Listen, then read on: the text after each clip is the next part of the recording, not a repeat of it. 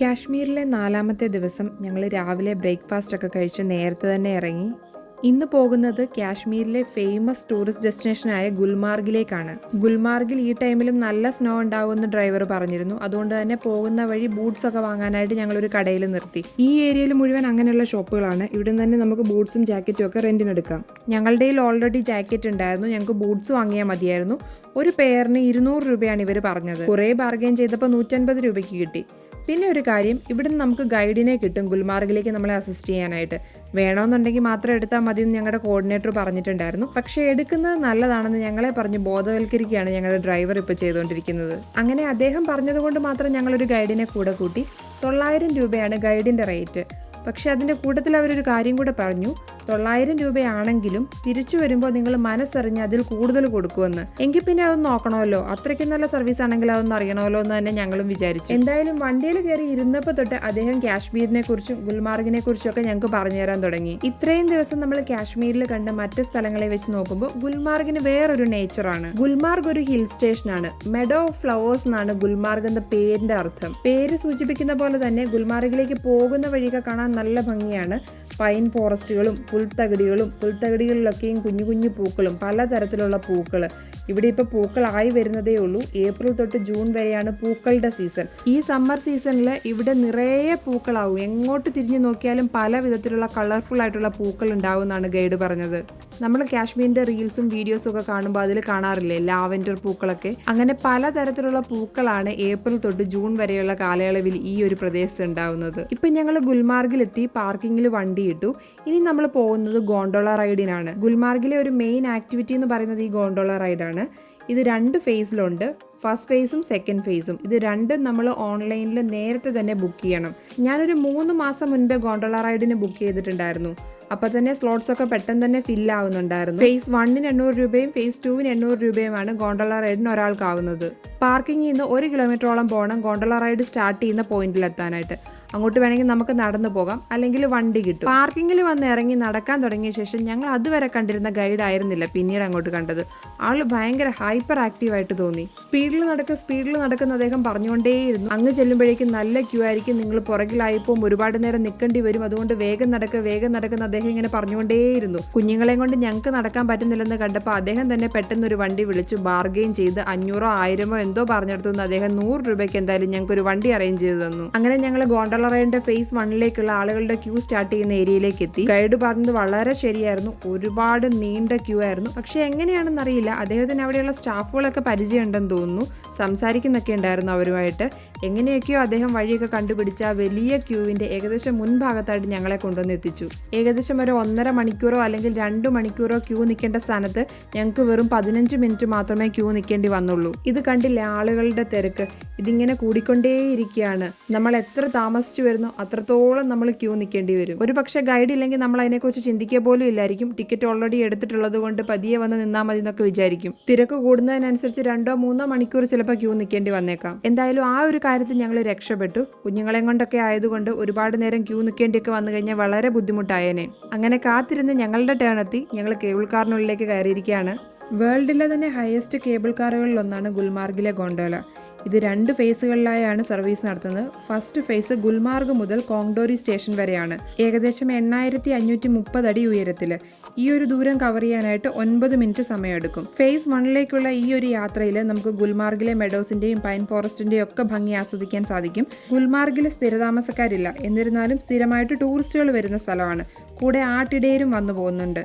അവർക്ക് താമസിക്കാനായിട്ട് പണിതിട്ടിരിക്കുന്ന കുടിലുകൾ പോലെയുള്ള ഇടങ്ങളാണ് താഴെ കാണുന്നത്. ഇനി ഗോണ്ടോള സെക്കൻഡ് ഫേസ് എന്ന് പറയുന്നത് കോങ്ഡോറി മുതൽ അഫർബാദ് കൊടുമുടി വരെയാണ്. ഇത് ഏകദേശം 13,780 അടി ഉയരത്തിലാണ്.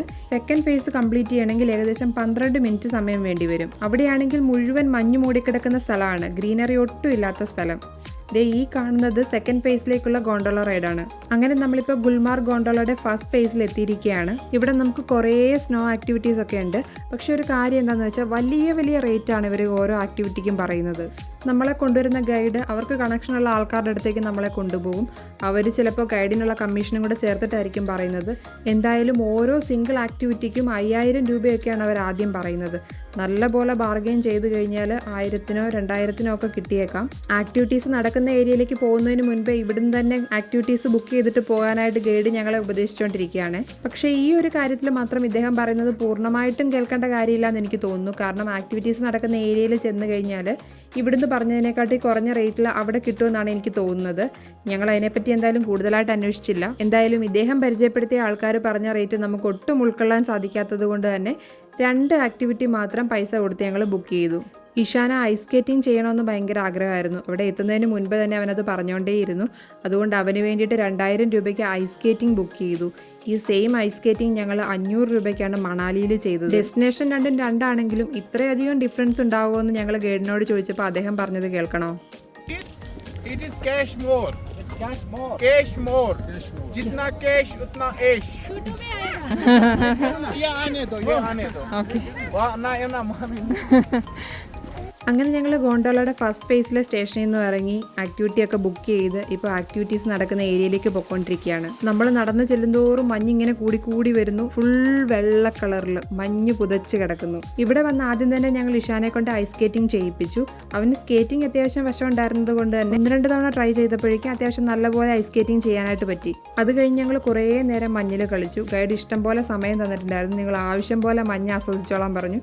കുഞ്ഞുങ്ങളാണെങ്കിലും ഭയങ്കര എക്സൈറ്റഡ് ആയിരുന്നു. ഞങ്ങളും അതെ. കുറച്ച് കഴിഞ്ഞപ്പോഴേക്കും ഇതുപോലെ മഞ്ഞ് പൊഴിയാനും കൂടെ തുടങ്ങിയപ്പോഴേക്കും വേറെ ഏതോ ഒരു ലോകത്ത് ചെന്ന ഫീലായിരുന്നു. ഇന്ത്യയിലെ ഒരു മേജർ വിന്റർ സ്പോർട്സ് ഡെസ്റ്റിനേഷനാണ് ഗുൽമാർഗ്.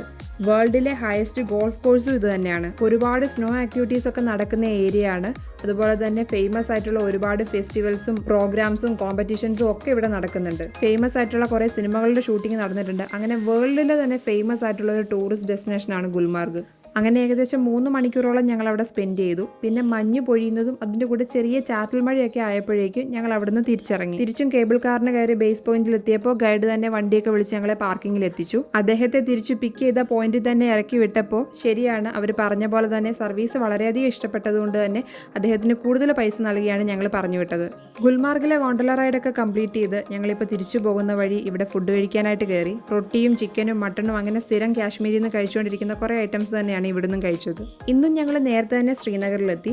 ഇന്ന് രാത്രി ഞങ്ങൾക്ക് സ്റ്റേ പറഞ്ഞിരിക്കുന്നത് ഹൗസ് ബോട്ടിലാണ്. അതുകൊണ്ട് തന്നെ ഈ ഒരു പാക്കേജിൽ ഞങ്ങൾക്ക് കോംപ്ലിമെന്ററി ആയിട്ട് തന്നിട്ടുള്ള 1 hour ഷിക്കാര റൈഡ് ഇന്ന് തന്നെ ചെയ്യാമെന്ന് വിചാരിച്ചു. പക്ഷേ അതത്ര നല്ല തീരുമാനമായില്ല. ഞങ്ങൾ ഈ ലഗേജ് ഒക്കെ ആയിട്ടാണ് ഷിക്കാര ബോട്ടിൽ കയറിയത്. അത് മാത്രമല്ല വൈകുന്നേരം ആയായിരുന്നു, എങ്കിൽ പോലും നല്ല വെയിലുണ്ടായിരുന്നു. ഈ ഒരു ഷിക്കാര റൈഡ് അത്രയ്ക്ക് അങ്ങോട്ട് എൻജോയ് ചെയ്തോന്ന് ചോദിച്ചാൽ ചെയ്യാൻ പറ്റിയിട്ടില്ല എന്നുള്ളതാണ് സത്യം. പിന്നെ ഈ കച്ചവടക്കാരുടെ ബഹളം സഹിക്കാൻ പറ്റാത്തൊരു കാര്യമാണ്. നമ്മൾ വേണ്ടെന്ന് പറഞ്ഞാലും നമ്മുടെ കൂടെ തന്നെ പോരും. സന്ധ്യ ആവുന്തോറും ദാൽ ലേക്കിൽ ഷിക്കാര വള്ളങ്ങളെ കൊണ്ട് നിറഞ്ഞു തുടങ്ങി. നല്ല തിരക്കായി തുടങ്ങിയിട്ടുണ്ട്.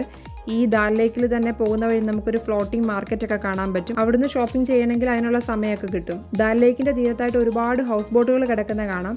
ഇതിലൊക്കെയും ടൂറിസ്റ്റുകൾക്ക് സ്റ്റേ പ്രൊവൈഡ് ചെയ്യുന്നുണ്ട്.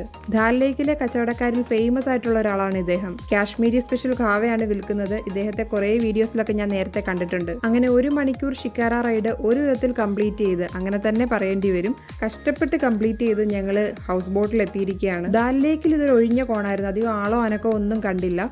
എങ്ങനെയായിരിക്കും ഈ സ്റ്റേ എന്ന് ഞങ്ങൾക്ക് യാതൊരു പിടുത്തം ഉണ്ടായിരുന്നില്ല. എന്തായാലും ലഗേജ് ഒക്കെ ഇറക്കി. ഇനി ഈ ഹൗസ് ബോട്ടിന്റെ വിശേഷങ്ങൾ ഞാൻ അടുത്ത വീഡിയോയിൽ പറയാം.